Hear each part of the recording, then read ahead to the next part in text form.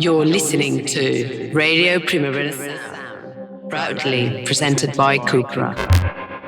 Hello, welcome to Radio Primavera Sound, and it's an absolute pleasure to be here with John Mouse. How are you doing? It's a pleasure for me. Thank you for having me. Thank you for talking with me. We are backstage at the Mira Festival, so if you hear some weird noises, you know that's what it is, basically.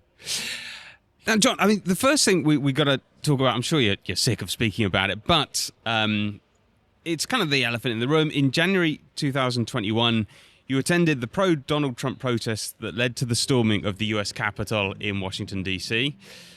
Why were you there? I was there with the filmmaker that was filming a movie about Alex Jones, you know, the frogs are turning gay guy. Yeah. So I wasn't, you know, part of the insurrection or whatever, but, you know, I don't know. I should have been clear at the time or something. And I think you once said you were left of left of left of left on a political spectrum. Is that still the same? Yeah. I mean, that's the stuff that I kind of cut my teeth on, you know, the post-Marxist sort of stuff, which, you know, I guess from a liberal standpoint, there's problems with, you know, because it regards that whole thing, kind of parliamentarianism, as a good cop, bad cop, you know. One of them drops bombs on Gaza and makes shitty memes about it, and then the other one does it and is like sad about it, but that's really the two choices there, you know what I mean? And it's been, I mean, do you feel in a way like that there was a time when the music industry didn't want to be involved with you, kind of on the back of that? I mean, I don't know, maybe, you know, I got kicked off of a show once, but I mean, I get it, they think I'm a Nazi, so I mean, you know, good. Like, I wouldn't want to play with the Nazi either. You know what I'm saying? Totally. Yeah. Well, thank you for talking about that. We can move on to music, I think. So your new album, Later Than You Think, was released in September. And I was fascinated to hear that the title is apparently something that monks carve on skulls. Yeah, I mean, that's what I'm saying. It's a memento mori, you know, it's later than you think, therefore hasten to do the work of God, that sort of thing. Remember, you will die. You know, that's where I saw it first, on an icon or something like that. Do you think a lot about mortality? Not enough. You know, you can't go wrong thinking about that, can you? I mean, we're thrown towards death, and we should keep that before our mind, you know, like eternity awaits us. So we got to, you know, make the most of the time we have. Just empty platitudes like that, you know, I mean, they're worth reflecting on, don't you think? I mean, I don't know if it is an empty platitude, Lathan, you think. I mean, it's... When I first heard the album title, I actually thought it was maybe a kind of joke that it came out later than we think. Yeah. But like, it works on that level too. And I mean, how do you think it fits into your work? What's that? Later than you think, on a musical level. Well, you know, I think you know, doing work is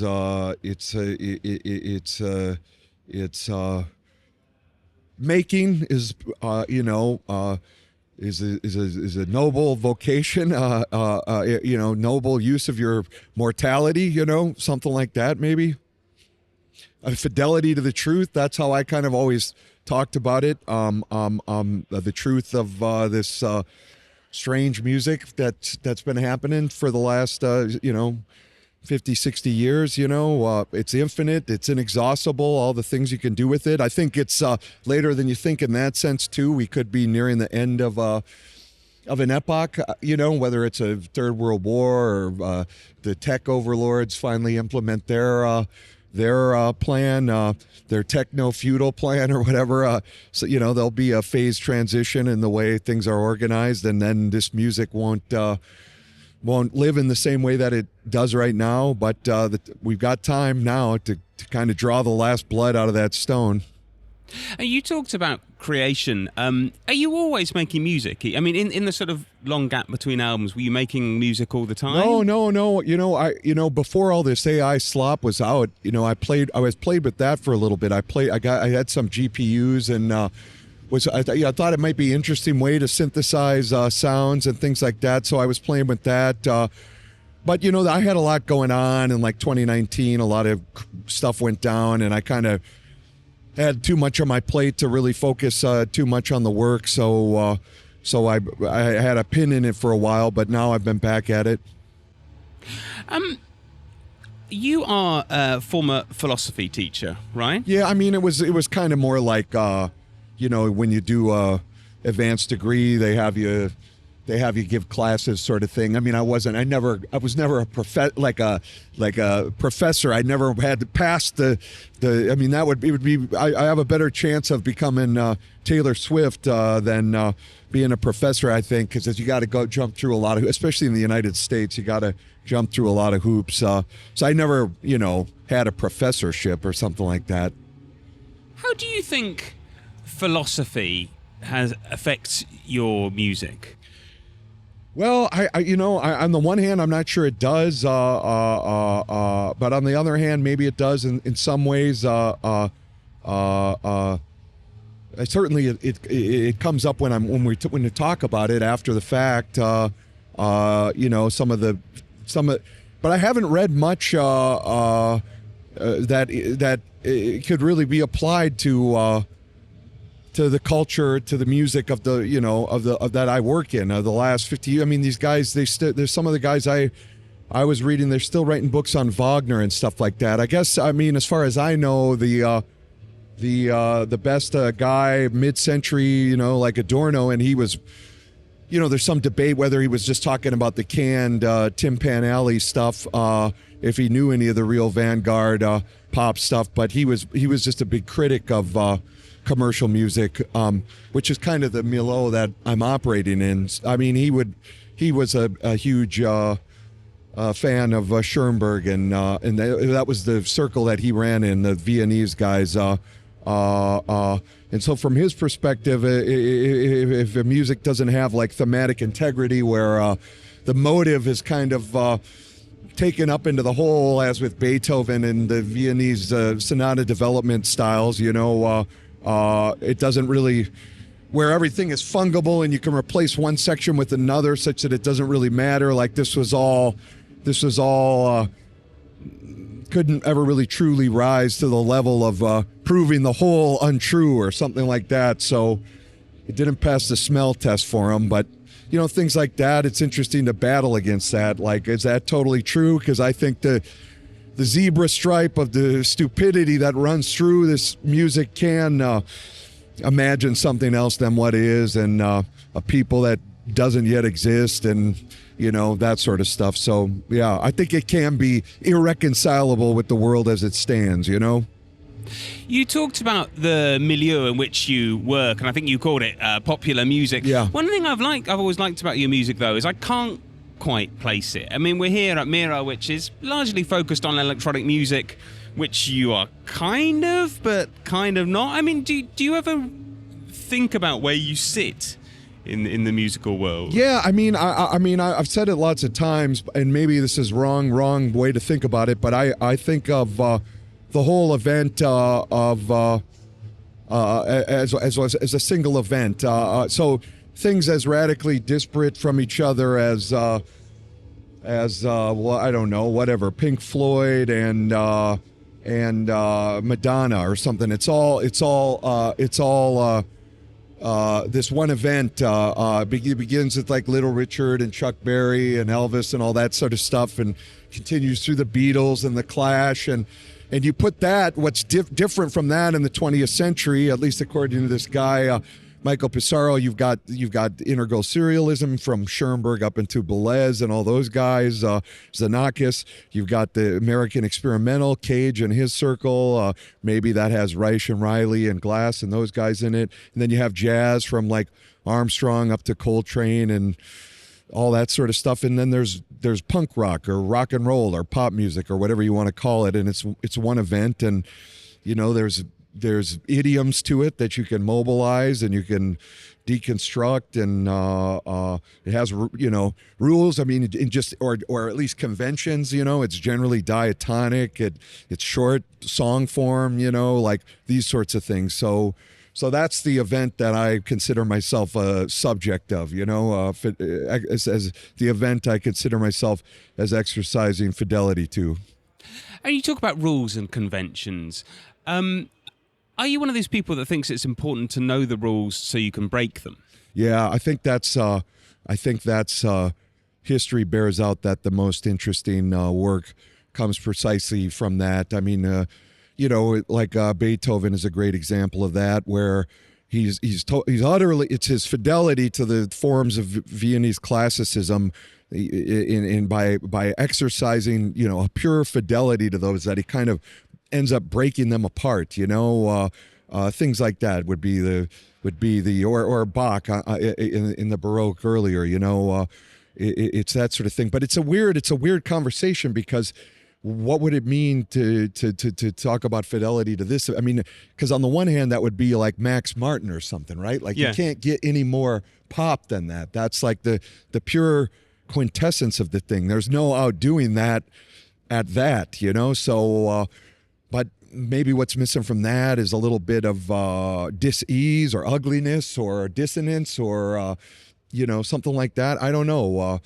But these are the questions we're asking when we make the music, or exploring, And that's what you bring, among many other things, is a bit of dis-ease, I would say. Yeah. Yeah. That's what I try to do. At least I hope I do it. Talking of Lathan, you think there's a song, I Hate Antichrist. Yeah. What's that about? Well, I mean, I keep seeing on the one sheet and stuff like that. I like this idea, that anytime the claim is made to realize within history what can only be realized beyond it in the eschatological judgment, that's what the Antichrist is. But, it's also just, whatever, Peter Thiel or something like that, Elon Musk, it's just, it's sickness, it's death, it's untruth, I mean, that's just generally how I think about it, Because you're a Christian, right? Yeah. I wonder if that does that kind of have an effect on your music in any way? Or? Yeah, I mean, I mean, it's always been a theme on all the records in different ways and stuff like that. And in terms of the aesthetics that comes out of that tradition, like recta ratio factibilium, this right reason with respect to the things made. That's kind of interesting. But yeah, I mean, I think all of whether it is consciously or not, all of any music that's kind of mobilizing, Western diatonicism or whatever is invoking this anyway, because it all goes back to the plain chants. Yeah. It all goes back to the Gregorian melodies. And our harmony, like it comes from the resonance of the chants in the cathedrals and stuff, and the whole through the early Renaissance and stuff like that. So yeah, I mean, it's always there in the same way in visual art. Maybe it all goes back to the icons and the patronage of the church and things like that. I wonder if you feel part of such a long lineage of music and art. Does that make it, in a way, more difficult for you to make music because you're thinking of this, as you say, this continuum that goes back 50, 60, 70 years or whatever? Yeah, no, I can, there's stuff you can take out of music from totally different situations. I've done that. It's like sometimes like use harmonies that from a early Renaissance piece or something like that. So you can bring music from total different situations to bear on this one, I think. But it's always really hard. It's difficult to make anything. I think. I don't know. I wanted to go back to philosophy briefly, because I studied a little bit of philosophy, and I think it's kind of important. I mean, you've obviously studied a lot more than me. Do you think it's important for people to study philosophy? Yeah, I mean, it's important to think. It's important to, because I think that the imperatives of our situation are, it's even a cliche to say, it's just towards unthinking, sort of consume, communicate, enjoy. That seems to be the imperative. So any sort of concentrated effort to think and to and to do, especially in relation to things like metaphysics, like about being and truth and the good and this sort of stuff. That could be it definitely interrupts the imperatives of the situation. Where's next for you musically? Have you thought about that? Or I when I'm done with all these shows. I mean, I'm really tired. By the way, I'm very exhausted right now. I'm not. I never say anything good in these. I repeat myself. I'm repeating the same dumb stuff I always say. It's the same, but I mean, that's why it's important to do. You got to go home and read more, get some more interesting ideas you can share with people. I'm repeating ideas I've already shared. I got to get new ideas. But with music, I want to keep pushing it. And I don't know. I'm middle aged now. The fashions, it's weird. That's what I mean. It's one event. So even though. You'd think at this point I'd be totally, just with the changing of the fashions, it would be out. But I think there's still younger people exploring some of the same ideas, and that's really inspiring, So just keep exploring those ideas, really push it, really slam dunk it. That's what I want to try to do, So I'm also of a certain age, shall we say. Do you think how do you feel? I mean, do you think it's important to make music that kind of reflects your age as you are? I mean, because so much pop music is oriented towards young people. That's always been the impulse, teenagers screaming at the Beatles, that kind of thing. Now, I don't know, like pop music's got, rock music's very old. Rock music's like more than 60 years old or whatever. Yeah, but all of it still stands and retains that. I think it's important to always have that sort of somehow youth is related to the truth of this music, and the sense of an openness, in a sense of a naivety, in the sense of ineptitude, this all these things, an idiocy, all this is kind of part and parcel with it, and if you lose sight of that, you might not be making this kind of music, you know what I mean? So, I mean, but you can do it, you can still do it, even if you're middle-aged, I think. It's the music, it's got to be it's got to have it. I could be, I could still do it, you could still do it when you're 80, Well, Mick Jagger is. Yeah. But, I mean, are they pushing it? Are they still pushing it musically? Or are they just kind of rehearsing the old hits? I quite liked the last Rolling Stones album. I don't know if I can even confess it. Oh, it's got a punk song with Paul McCartney on bass, which is nice. All right, you've been very generous with your time. No, I'm sorry. I hope it was okay. No, I've got one final question. Stuff. What are you reading at the moment? Oh, the last thing I read is this book called The Beauty of the Infinite by David Bentley Hart. It's really interesting because he goes through all the French theorists that I kind of cut my teeth on. So Derrida, Deleuze-Foucault, Jean-Luc Nancy, and he just sort of bodies them from a standpoint of classical metaphysics. The too long didn't read claim is they kind of veil being inaccessibly behind the sublime, but neglect its beauty. And whether